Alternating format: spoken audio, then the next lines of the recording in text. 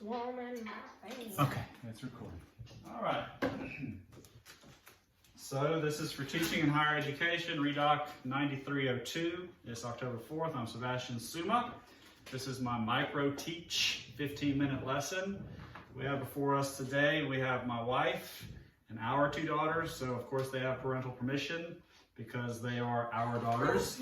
Also on Skype here, we have my mom. Mom, would you say hello? Hello. We also have my stepdad. Roland, would you say hello? All right, hopefully that carried. So we're just going to go ahead and start since I only got 15 minutes. Today we're going to study 2 Samuel 7, 8 through 17. So if y'all go ahead and open your Bibles, 2 Samuel chapter 7. And I'll tell you those verses again when we get there. We're talking about the Davidic kingship and how Jesus Christ relates to that. All right, so this is in the class titled Jesus and the Davidic Kingship. If you're not in the right class, now's the time to leave. Today's class is going to be titled Seed and Throne. Okay, Seed and Throne. And if there are only 2 words that we come out of here with, seed and throne are the ones that we need, okay? Because we're going to go over those quite a few times till we get them.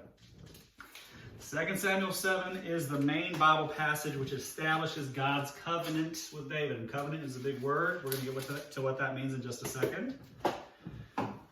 Seed and throne. All right.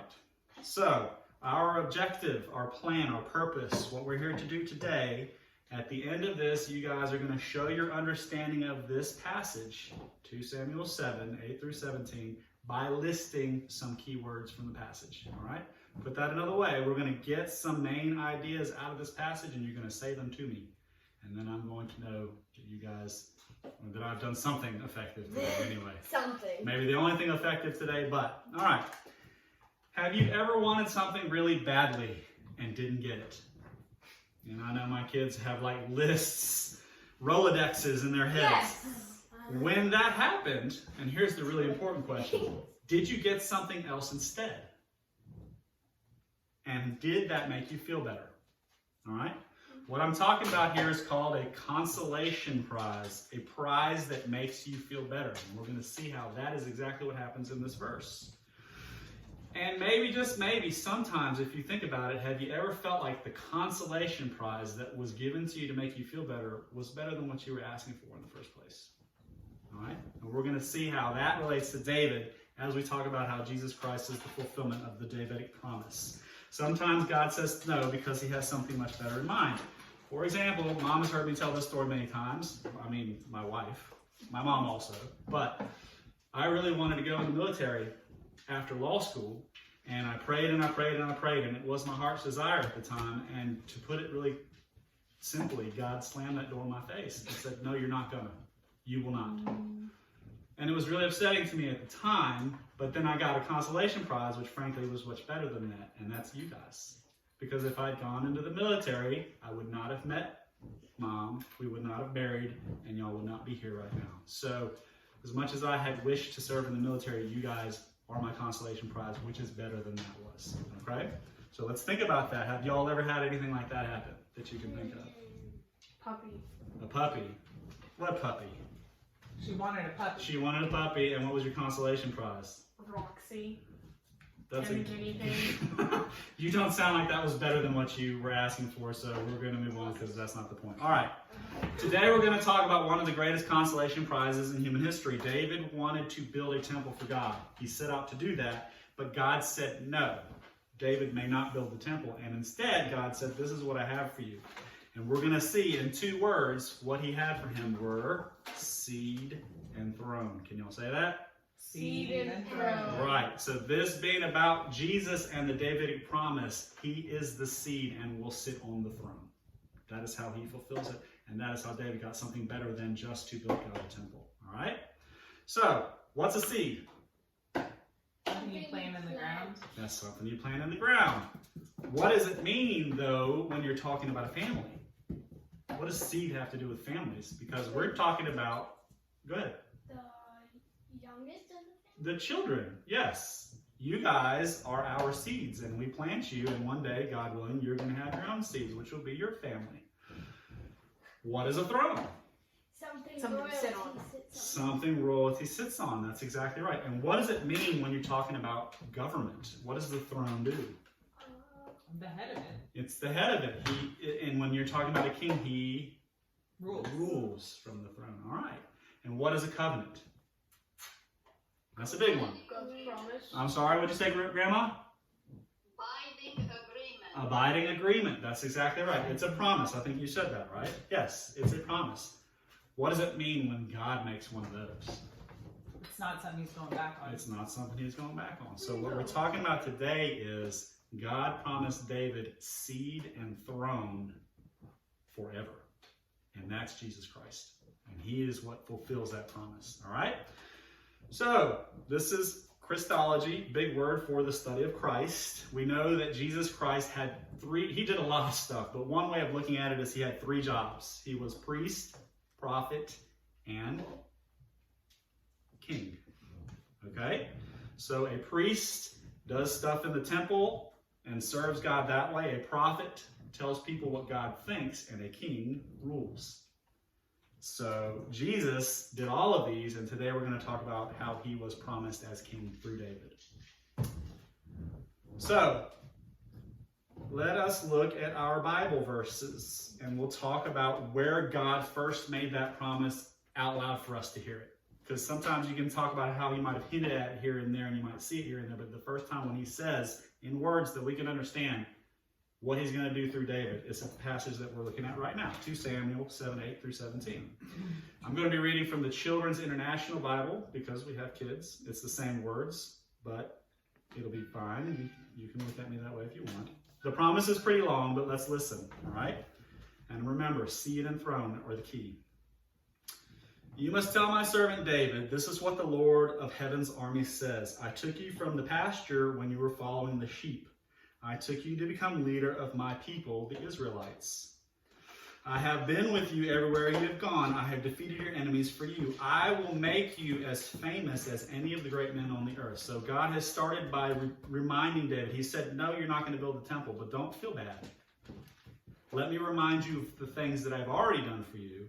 And now let me tell you what I'm going to do for you. And one of his first promises is, I'm going to make you as famous as the great men of the earth. He's telling David, you're going to be famous. Also, I will choose a place for my people, the Israelites. I will plant them so that they can live in their own home. They will not be bothered anymore. Wicked people will no longer make them suffer as they have in the past. Wicked people continue to do this even when I appointed judges, but I will give you peace from all your enemies. I will also tell you that I will make your descendants kings of Israel after you. Again, he's saying, no, you can't build the temple, but I'm going to provide peace for you and everyone around you, and I'm going to make people who come from you kings, which is kind of a big deal. Your days will come to an end. David's going to die like the rest of us. At that time, I will make one of your sons the next king. He will build the temple for me. I will make his kingdom strong forever. Now, I can tell you as a parent, you can give me good things, but frankly, if you tell me you're going to give my kids good things, that's even better. That is a real consolation. If God were to tell me I'm never going to be anything major in my profession, but you two are, I'm good. And so God is saying the same thing to David. He's saying, well, you're not going to build the temple, but your son will. And that is quite a consolation prize. And then I will make his kingdom strong forever. I will be his father. You could write so many books over God saying, I will be your son's father. And if you didn't already kind of guess that this was talking about Jesus Christ, now we know it. Because Jesus Christ was his son in every sense of the word. And he will be my son. When he sins, and that's not Jesus because Jesus did not sin. He's talking about Solomon. I will use other people to punish him. They will be my whips, but I will not stop loving him. We could spend a lot of time talking about that. I took away my love and kindness from Saul. I removed Saul when I turned to you. Now here's the key. And this is the last little part of this verse. But your family and your kingdom will continue forever before me. Your rule will last forever. And Nathan went and told David everything God had said. So that's the passage. It's long. Y'all did great to listen. Let's talk about what happened just before God made this promise. David had conquered enemies all around Israel. he had gotten peace and rest around Israel, which was a prophecy that David had already fulfilled. So God was basically reminding him, I have conquered your enemies for you. I've already done that for you.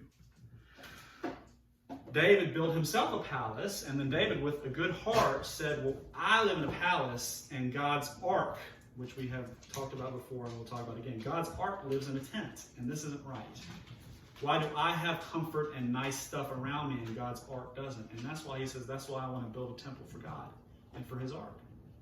And God said that was a good thing that you wanted to do that. But God said through Nathan the prophet, remember, what does a prophet do? He tells people what God thinks. He says, no, you can't. And we're not going to get into this today, but he explains in 1 Chronicles, the reason why is because David was a man of blood. And we don't necessarily know what that means, except that David was in a lot of wars and killed a lot of people. And we know that when he had that issue with Uriah and Bathsheba, he had Uriah killed. And it may be that God is saying, you lost your chance then. All right? So, how do you think David felt at that point? Well, I think he was probably conflicted. I think he was sad he wasn't going to get to do what he wanted to do, but I think maybe as he was listening, and if you read this passage further, you will see that David starts giving a lot of praise and glory to God and saying, I cannot believe how kind you are to me. And he says, you have been so good to me so far, and now you have promised me things that you have never really promised to anyone else before. So that is why it is the greatest consolation prize in human history. So God reminds him that he brought him from shepherd to king, that he gave him victory over his enemies, that he was always with him. That's already a lot of blessing. And then he says, seed and throne. You're going to have kings come from you, and those kings are going to rule forever. All right. So now's the part where you guys jump in. We're going to take a look at the verses. Remember that it's 9 through 16. Pretty much every verse has at least one promise in it. Pretty much every one does. So we're going to take a minute to list all the promises that God made in this verse section. And my dear sweet helper, Coletti, is going to come. And we're going to talk about these. Let's just look at it for a second. And let's start with verse 9. What's the promise in there? Make you famous. I will make you famous. Great name. Some of y'all probably never saw the movie Young Guns. But Emilio Estevez has a line where he says, I'll make you famous, just before he shoots somebody, which is very different. But all right. Verse 10, what does he promise there? It's a long one, but it kind of boils down to a couple of things when it comes to Israel. A place for his people. Yes, because we will remember that they used to roam around, and especially when they were in the desert roaming and other times, and he's saying, that's done. I'm going to give you a place. And what's going to happen in that place? Or more accurately, what is not going to happen in that place? The wicked will not afflict them. That's right. They will not be disturbed again, and the wicked will not afflict them. Absolutely. Which meant a lot to them. We don't understand what it means to have security or not to have security, because in this country we have a lot. We don't know what it's like in some places in the world where you really don't know who's going to come in your door at night. Okay? We have to be careful, but it's not like that. For them, they were at war all the time. So for God to say, I'm going to give you peace and rest from your enemies, that was a lot. So there's a lot going on in this right here. The Lord declares what? In verse 11. I will give you rest from all your enemies. The Lord declares to you, I will make. The Lord will make him a house. I will make a house for you. The irony being that David wanted to make a house for God, and God said, actually, I'm going to make a house for you. Verse 12, what? I will raise up your descendants after you. So the house he's talking about is not a building, it's about a dynasty. Amen. It is a dynasty, which means for y'all, that means his family line is going to go and go and go and go. That's what a dynasty means. And I will establish his kingdom. And then verse 13, like we talked about, what does God say about David's son? He shall build a house for my name. And I will establish his throne of his kingdom forever. Absolutely. I will be in verse 14. A father to him. Yeah, very good. And he will be a son to me. And that, guys, I mean, you could spend a long time praying and thinking about what that means. Number 15, what will not depart from him? Love. My loving kindness will not depart from him. And then number 16, which really says the two key words that we're looking for today. The house and the kingdom shall shall endure. Your house, meaning your seed. That's where that word comes in. And sometimes, Your kingdom shall endure forever. Your throne shall be established, so kingship will be established forever. absolutely. All right, little Coletti. So let's come up here. We're gonna write this down. We're gonna write it down once. I'm gonna walk y'all through it, and then we're gonna erase it, and y'all gonna see which parts y'all can remember. Okay? Okay. So number one, how about verse 9? It says he's gonna give David a great name. Yep. Very good. Verses 10 and 11, it's a couple of things, so you don't have to write all this. We can just write one, and it's going to be because it's rest and safety and peace and a home. And that's so much. Just put peace. That's a good one. That's perfect.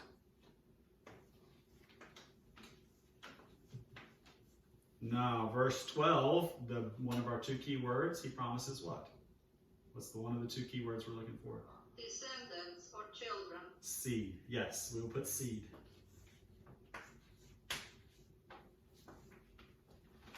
And verses 13 and 16, what's the other key word we're looking for? Throne. Throne. All right, very good. Throne. Yep. And then last one would be, let's call it fatherhood. Because it's saying that God is going to have, that this descendant is going to have a very special relationship with God the Father. And we know that Jesus had the perfect relationship with him, and that's really where that comes out. All right?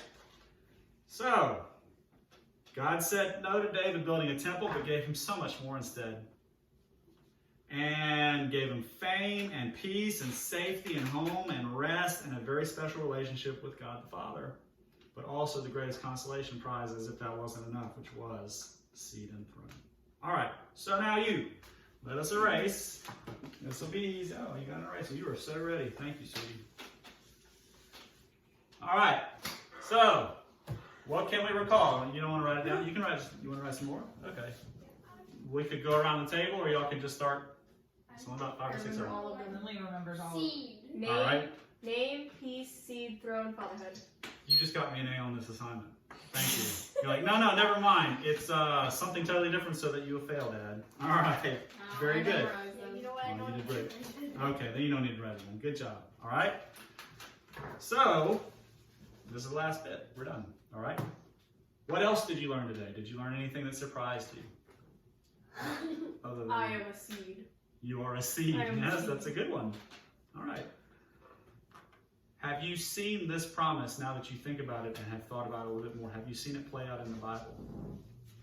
Well, Jesus, the whole Bible is about Jesus. Well, right, and Jesus is the descendant of David, if he's in the lineage of David. Amen. And we will see that especially if you look at what's called the genealogies in the Gospels, where it says Jesus comes from the son of the son of the son of the son of, right there, Which is David. why it's there. Which is why it's there. To prove God's promise. All right. Thank you all very much. We can now stop recording.